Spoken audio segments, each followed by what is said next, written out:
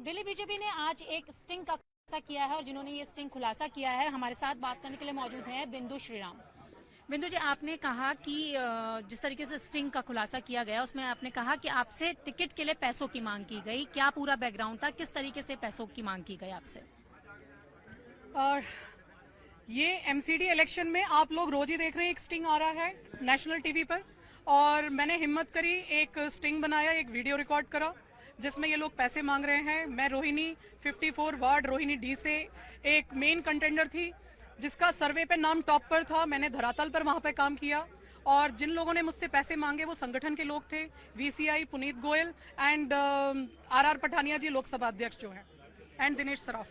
तो जब ये पैसों की मांग की गई तो क्या डायरेक्टली बोल दिया गया या कोई हिंट दिया गया या किसी दूसरे तरीके से ये बात की गई कि पैसे दिए जाएं? देखिए, ये लोग डायरेक्टली कुछ नहीं बोलते, धीरे धीरे धीरे करते हैं, और जब 1 2 3 बार में ये इनको लगता है कि अब बात आगे बढ़ानी चाहिए फिर आपसे ये मीटिंग करते हैं। और ये जाल इन्होंने कोई अब नहीं बिछाया हुआ, ये जाल जब लास्ट एमसीडी इलेक्शन जब अनाउंस हुए थे तब से यही हाल है। और इन्होंने इस तरह के कम से कम 100-110 टिकट्स बुक भी कर रखी थी पैसा लेके पहले, ऑलरेडी 8 मंथ्स पहले। तो आप जिस तरीके से स्टिंग में भी बताया गया, आप भी बता रही है कि 100-110 के करीब जो टिकट्स हैं वो बुक थी, तो जिन लोगों को ये टिकट्स दिए गए हैं तो क्या लगता है कि इन सबको पैसे लेकर दिया गया? बिल्कुल, इनका टारगेट था 250 सीटों पे, हर सीट पे पैसा लेना 500 करोड़ का टारगेट था। टारगेट से काफी ऊपर पहुंच गए ये लोग, किसी से 2 भी लिए, 3 भी लिए, 4 भी लिए, 5 भी लिए, और इन्होंने बहुत लोगों से लिए, बहुत लोगों से लिए। तो 500 करोड़ के टारगेट की बात आप कर रही हैं, टिकट बेचे जा रहे हैं, लोगों से बात की जा रही है, तो क्या लगता है कि ये सारी जो बातें हैं वो आला कमान यानी कि दिल्ली के मुख्यमंत्री और जो टॉप लीडर्स हैं उनके संरक्षण में हो रहा है? उनको सब पता है ये सारी चीजें? बिल्कुल, जब इतने खुलेआम हो रहा है और उसके बाद जब हमारे आम आदमी पार्टी के अध्यक्ष कुछ कर नहीं रहे हैं तो ऑब्वियसली उन्हीं के संरक्षण में ही सब कुछ हो रहा है।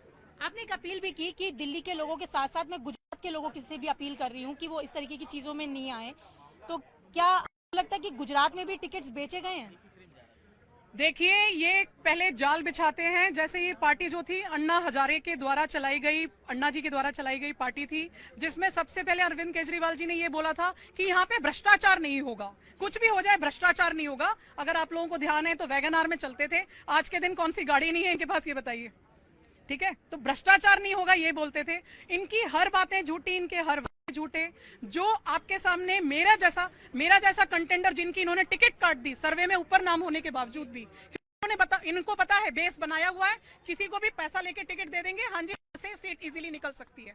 इसीलिए आपने मुझसे पूछा, इसीलिए मैं पब्लिक को, मैं जनता को, दिल्ली की जनता को, गुजरात की जनता को ये बताना चाहती हूँ कि प्लीज आम आदमी पार्टी पर भरोसा ना करें, ये बहुत ही बड़े ठगों की पार्टी है। नेक्स्ट स्टेप क्या रहेगा? क्या एसीबी में जाएंगी, कहीं और जाकर ये कंप्लेन करेंगी? क्या आपसे भी कोई कुछ पैसे लिए गए क्या? मैंने पैसे नहीं दिए, ना मैं पैसा दूंगी, और जो भी इनके झांसे में आ रहे हैं, मेरी आप लोगों से रिक्वेस्ट है, आगे आइए और इस चीज को उजागर करिए। बिल्कुल। बस एक लास्ट सवाल है कि जिस तरीके से स्टिंग दिखाया गया, सितंबर का ये स्टिंग आपने बनाया था, अगर आपको टिकट मिल जाती तो क्या ये स्टिंग तो नहीं लेके आती? तब टिकट नहीं मिला इसलिए आप ये सामने स्टिंग लेकर आई? मैं तब भी स्टिंग को लेकर आती, क्योंकि मैं सच्चाई पे चलने वालों में से हूँ। आप मुझे टिकट दें ना दें, क्योंकि अगर मुझे एक दिन मैं स्टिंग ही नहीं करती, आप ये सोचिए ना, लेकिन टिकट मिल जाती तो स्टिंग नहीं होता। मैंने स्टिंग पहले ही कर लिया था, मैंने स्टिंग पहले ही कर लिया था। तो क्या वेट कर रही थी आप टिकट मिले तब? अगर नहीं मिला तो आप लेकर आई? मैं सिर्फ पूछना चाहती हूँ। बिल्कुल, वक्त आने पर, सही वक्त आने पर जनता के सामने दिखाना है ना।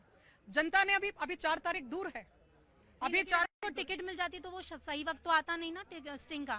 टिकट मिलने के बाद भी मैं आती और ये स्टिंग दिखाती।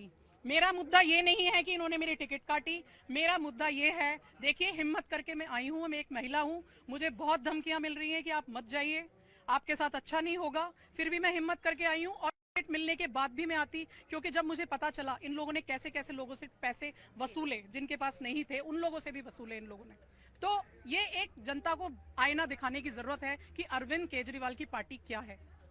तो आप देख सकते हैं कि जिस तरीके से बिंदु श्रीराम ने स्टिंग के जरिए अरविंद केजरीवाल किस तरीके से टिकट बेच रहे हैं इसका खुलासा किया है।